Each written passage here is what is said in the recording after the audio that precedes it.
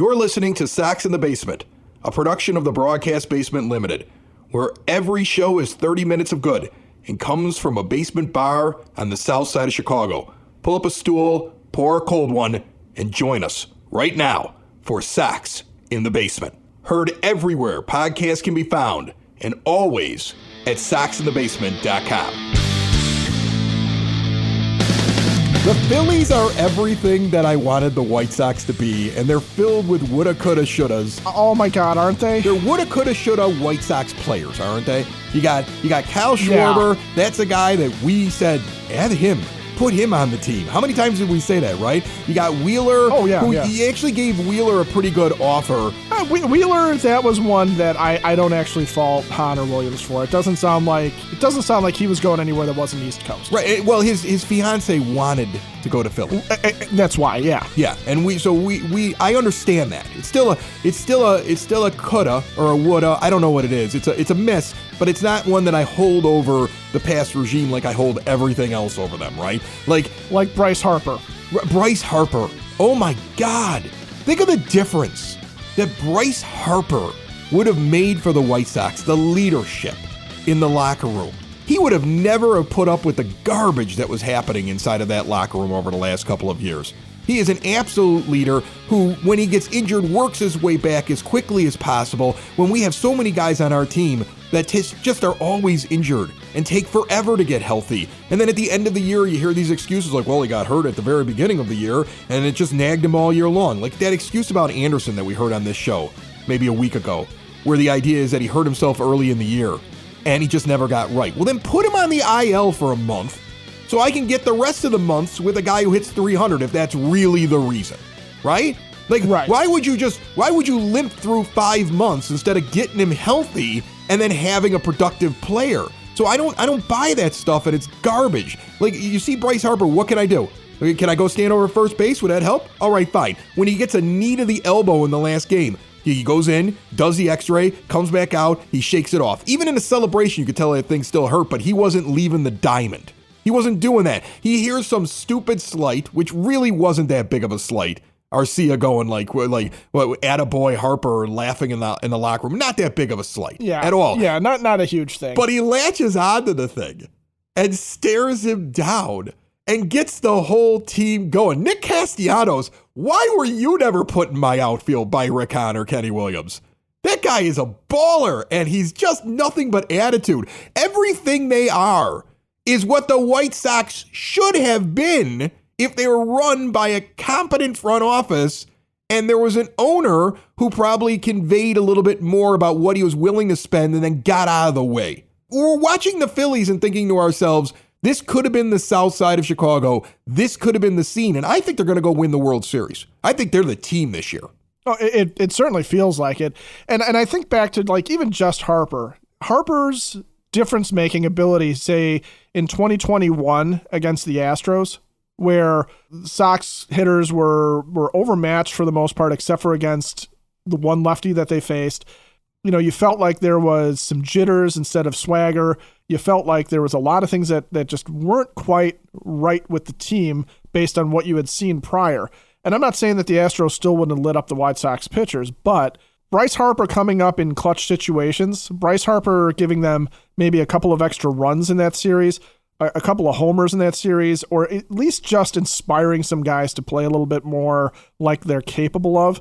Massive difference, right? In that scenario versus, you know, that's a team that started with Yermin Mercedes as their primary DH and then just started rotating guys because they didn't have anything else there. I know. You would have had a much, I think, different outcome with that. But like to your point, Nick Castellanos seemed like a guy the White Sox should have gone after when he was a free agent, and they didn't. Zach Wheeler, they did go after him.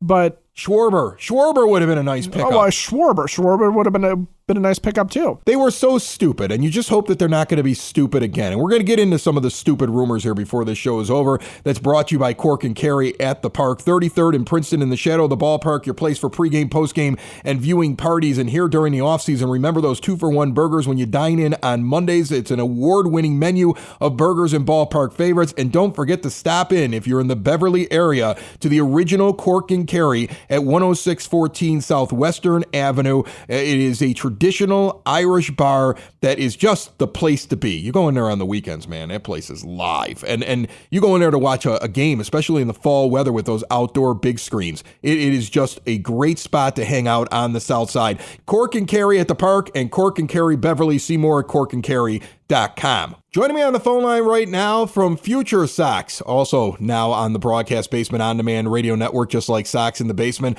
Elijah Evans returns. How are you, Elijah? I'm doing good. Thanks for having me. I appreciate it. Hey, welcome back. I want to get into the Arizona Fall League. I want to get into guys that you think could be ready to contribute in 24 and definitely in 25. I think that's where the window starts to reopen again if they do things correctly. 24 is a build, and 25 with all that payroll flexibility gives them an awful lot of options. And I want to dive in first off to the Arizona Fall League and the names that I think are on the top of everybody's mind. Colson Montgomery, of course, Brian Ramos, of course, and then maybe even some Jacob Burke.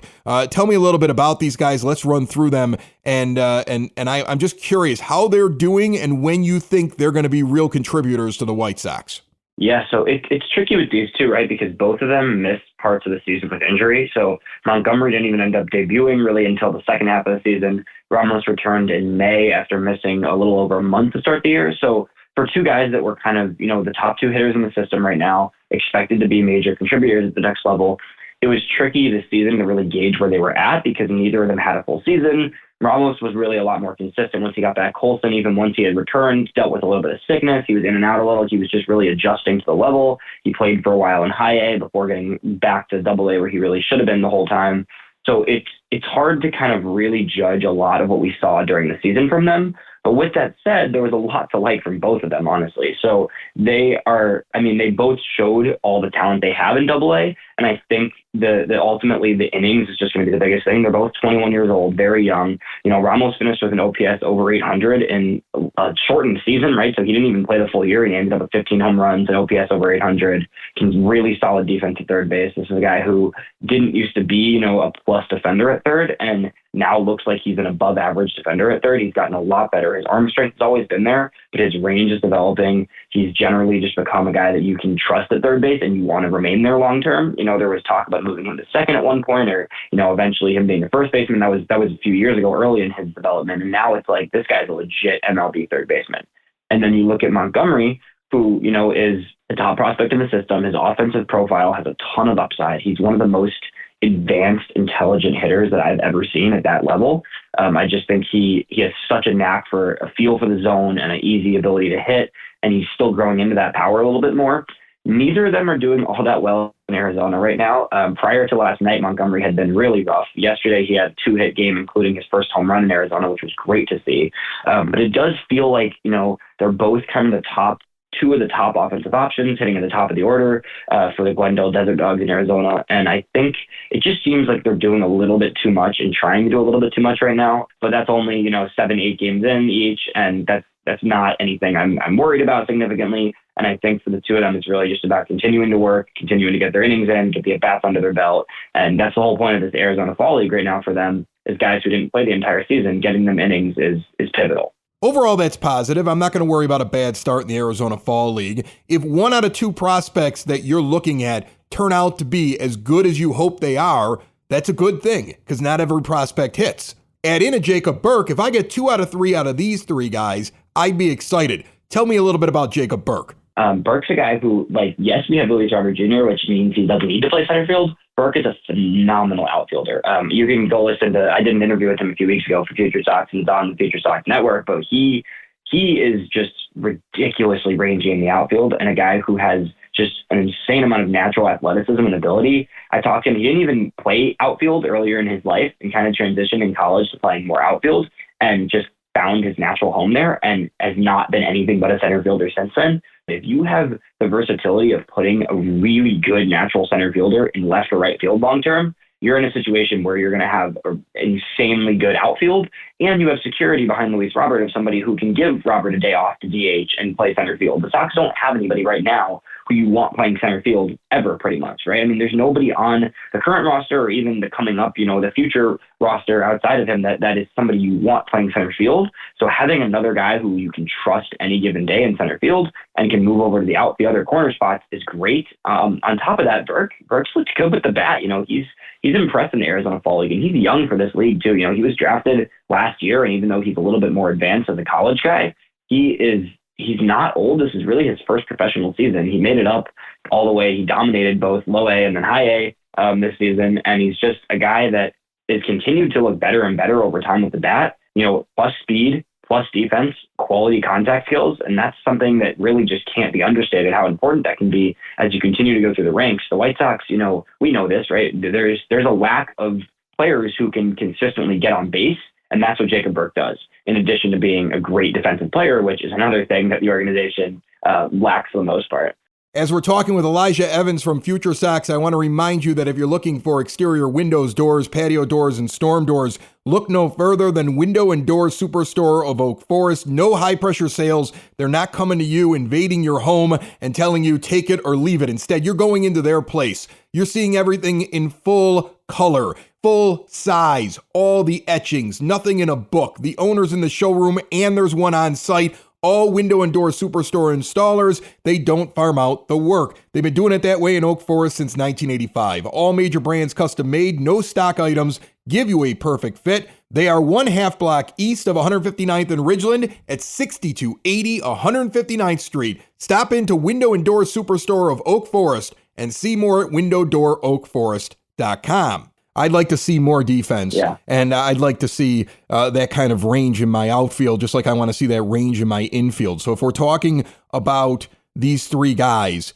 give me a guesstimate on when we could see these three guys, and they're actually ready, because that's the problem with the White Sox over the last couple of years. Sometimes guys are up before they're actually ready, and it hurts them at the end, and we don't get the full potential realized. So when in your mind are they actually ready to be here? Yeah.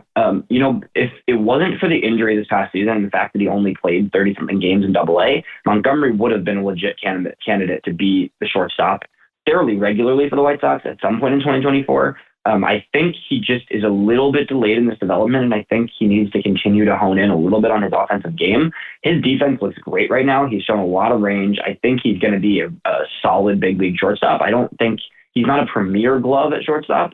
But Tim Anderson has never been a premier glove at shortstop, let's be honest. So I think that's a guy who defensively, he's pretty much there right now, and at least close to being there.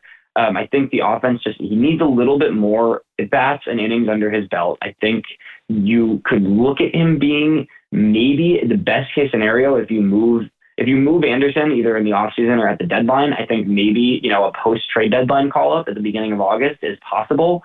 Realistically, though, I think he maybe gets a little drop in the big leagues and, at the end of the year this year. But honestly, the 2025 opening day is shortstop, I think. I think if he debuts in 2024, that's a big success. If he's ready and he looks good throughout the minor league season to start the year and he gets up towards August or September of 2024, that's great.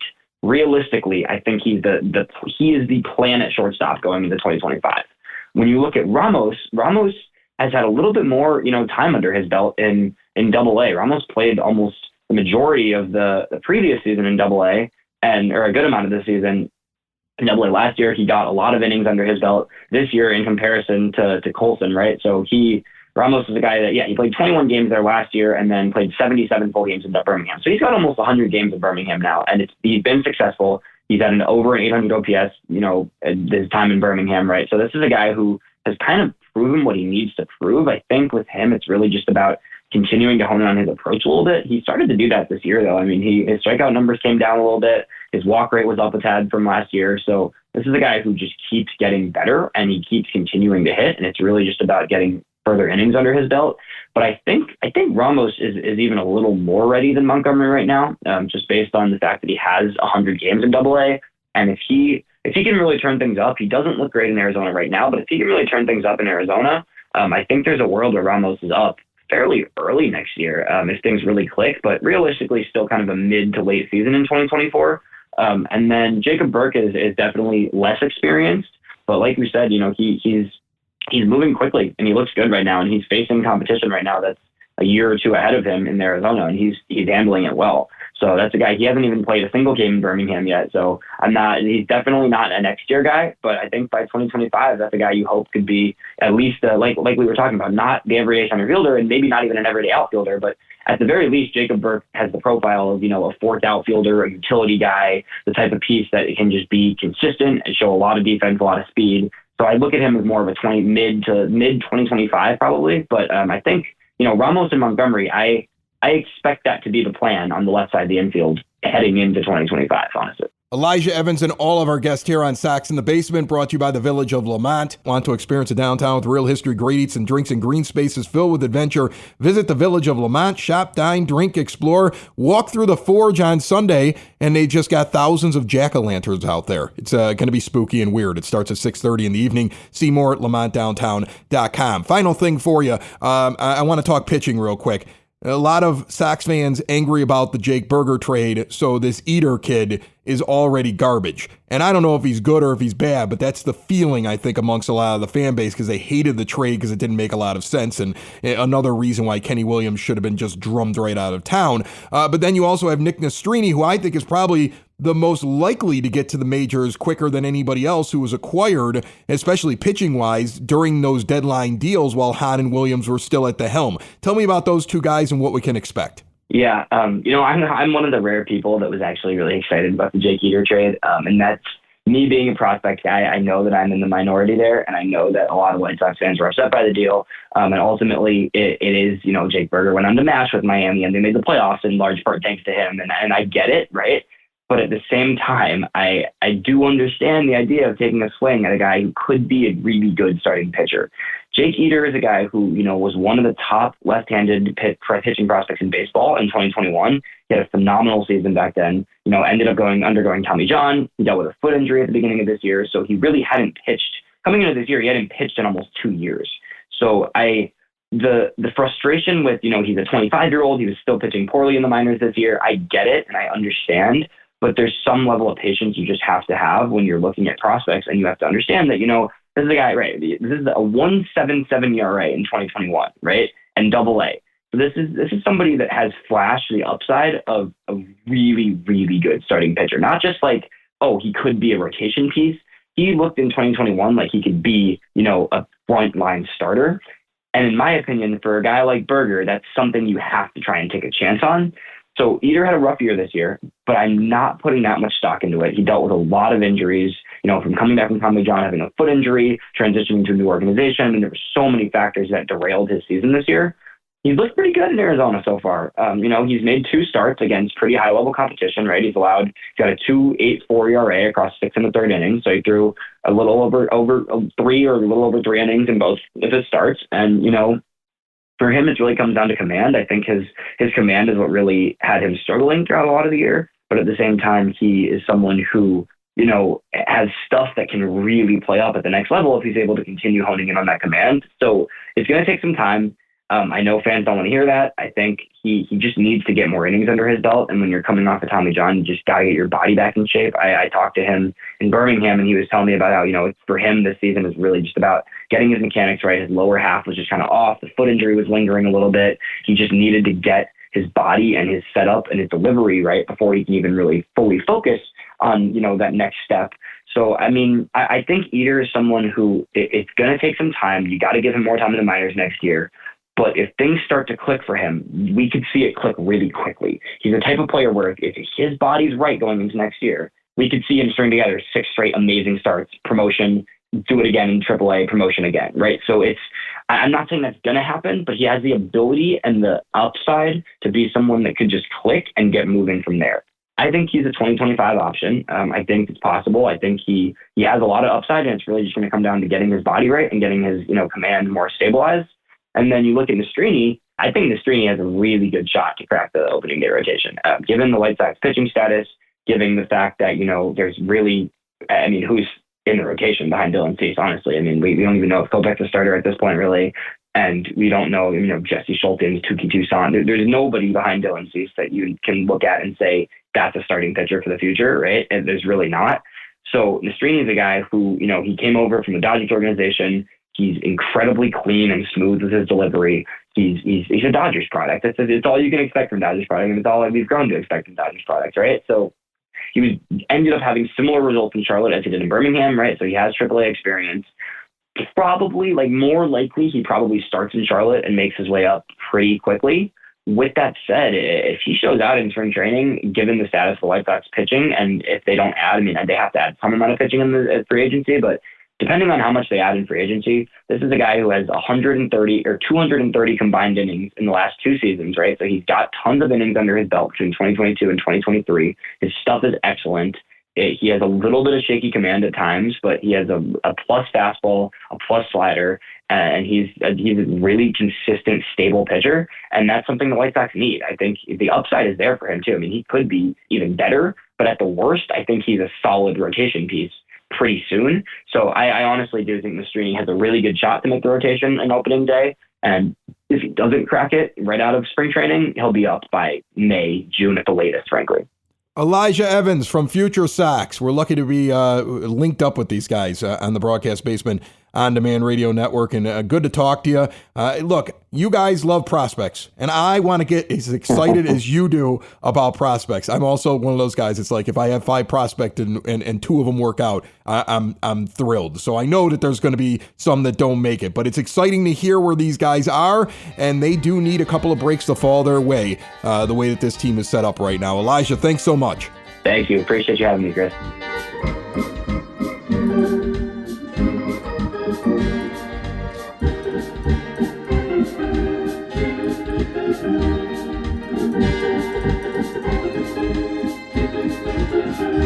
Butch Zemar just walked in here to the 9-foot homemade oak bar. Are you interested in any way in the White Sox offseason, or are you just inundated with things that you have to do when it comes to health insurance? Inundated. Yeah. It's that time of the year. It's busy, and it's almost like the doors are busting off. You getting some sleep?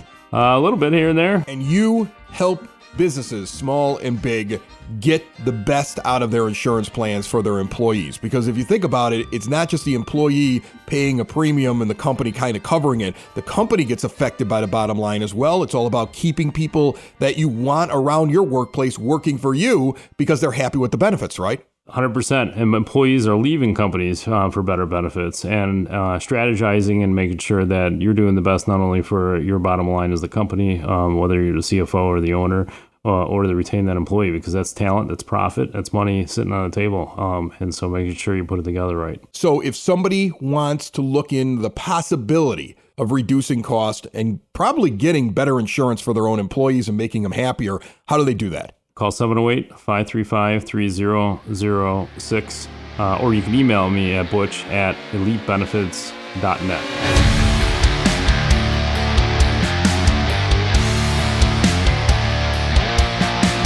FutureSox loves their prospects. They do. If we get 1 out of 3 or 1 out of 4, though, Ed, I'm happy. And so I don't expect all those guys to work out, but I am excited about those names.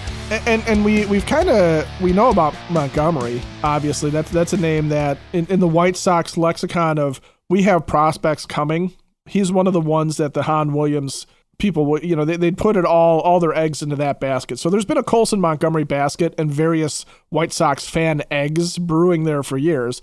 And we just hope the eggs haven't gone rotten and that they put them in, they're like chocolate eggs or something delicious. But the other guys, Ramos is a guy whose name has been kicked around, and I think we even thought maybe we might get to see him this year as the season fell apart.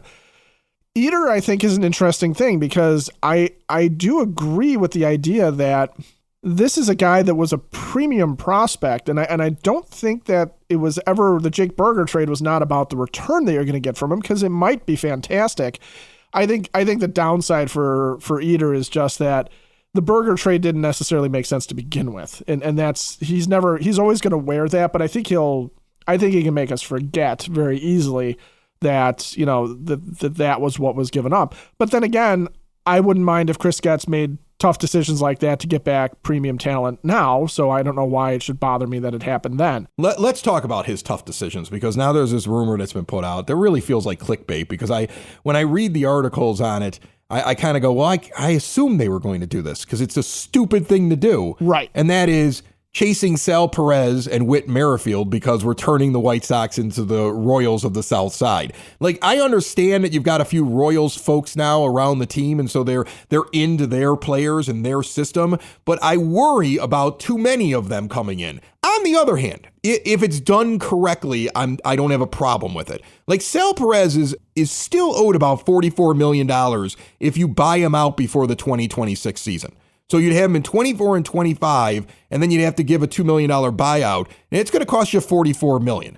You know, that's an awful lot of money. If somehow the Royals are taking some of that money on, or you're able to get rid of people you don't want, like Yoan Moncada, and you're like, well, we want to get out from underneath this contract. If the net is that he only really costs you $7 million for the next 2 years, I have no problem with a veteran catcher coming in until Edgar Caro is ready, because I think that's the guy who's the eventual long-term catcher for the team that's at least in your system, or if you find something else.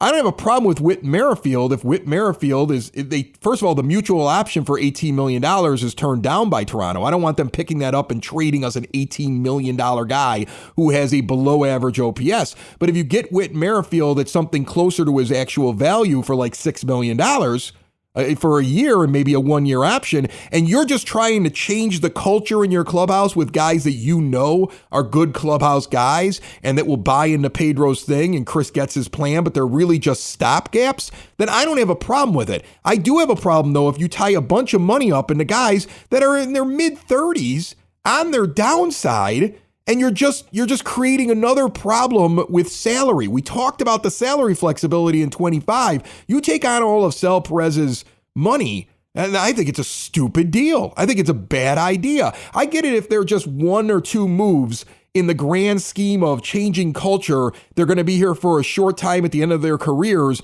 and they're not expected to be linchpins or big acquisitions, but more guys that are coming in here because they're trying to change some things up in a clubhouse. I get that. If they start trumpeting this as like major acquisitions that are turning the ship around, then that's where I have a problem with it, Ed.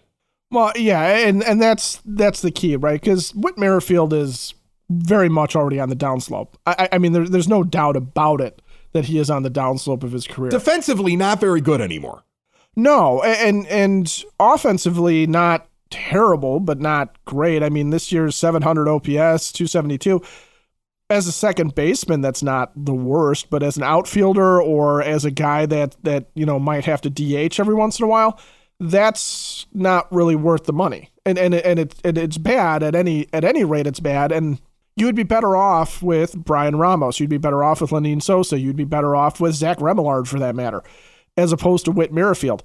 And whatever intangibles, and I don't really know much about Merrifield, whatever intangibles this guy brings, that's great. Let him retire and become a coach. You know, if you want to help him help change the clubhouse or whatever, do that, okay? And instead of bringing him in, or bring him in on a low-end contract and just let him be a bench piece and help the team that way, that's okay too, because that's where he is at going into his age 35 year.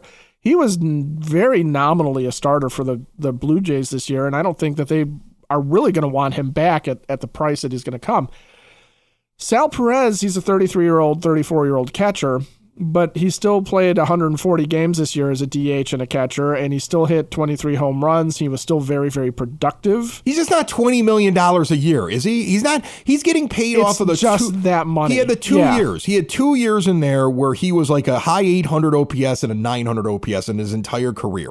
And it was coming off of like an elbow injury, and he had these 2 really good years. And now he's gone back to basically what he was in the early part of his career. And what he was in the early part of his career is a serviceable catcher. And if he can be that, and he has some qualities that they think is going to help leadership-wise in the clubhouse, I get it. I just don't get it at $20 million. I want it to be a contract that can be moved out of the way when you finally have the catcher that you want. Like, you can't go out and get the best at everything on your team. I understand that, and there might be a role for him. For that price tag, that's stupid money. You got to get the Royals to take some of that, or they got to clear some salary that you just think is garbage that you're trying to get off your team anyway. Yeah, and if the Royals sit there and look at it and they go, we'll take on Yoan Moncada's salary. I want more than that, though. I don't want a straight up Moncada for Perez deal. No. I agree with that. Because of the age difference. Like, I want more out of that, but it definitely should be part of it unless they're just picking up some of the money. right? If they're willing to trade him and say we're taking half the money off the books, that's a start. And the Royals, for their part, might want to do that because they had other catching options behind Sal Perez this year, whereas the White Sox really, I mean, they're not there yet. We don't know that Corey Lee's there yet. And like you said, Caro is not, he's not ready. He's not going to be ready at couple least years until sure. a couple years. Yeah. So Perez is a bridge if you're not paying him a whole lot or if you're paying him half of that money. At that point, I think you can make the case for it. I just don't see both, and you're right. If this is how this is going to go, and there's just going to be a parade of ex-Royals in here, that's not going to change anything really for the White Sox. What I do think changes for the White Sox is if one or two of these guys that are rumored are coming in with the intention and with the understanding of they are not here to help the White Sox win in 2024. They are here to help bridge to the next round of players that are coming through, the ones that we're talking about with Eater and we're talking about with Montgomery and Ramos and Jacob Burke, and things like that. And like to your point, a few of those are going to hit, a few of them are not going to hit, and that's okay. And we're not looking for everybody to, all the prospects to come up and make this change. But what we are looking for is, can Chris Getz take advantage of the prospects that he does get to hit, the ones that do come up? If Jacob Burke, who his minor league career right now is better than Andrew Vaughn's was before Vaughn was brought up, if Burke works out and he fills an outfield slot, great. Can Chris Getz take advantage of that and find someone to plug another hole? Or are we going to have a glut of outfielders? I swear, we need to have like a dinger that goes off every time you use the phrase plug another hole. But that's all this team is. It's a leaky boat, and you got to stick plugs in things. That has a lot of holes that need to be plugged. I just imagine you taking a cork and just, like an old cartoon, trying to plug all the holes in the White Sox Here's what I'm doing. I am in this leaky boat of the White Sox. I have a bunch of corks. I got somebody named Carey. Right. And between the cork and Carey, we're here plugging holes. Sox in the basement. Sox in the basement. Sox in the basement. Sox in the Basement. Heard everywhere podcasts can be found and always on soxinthebasement.com.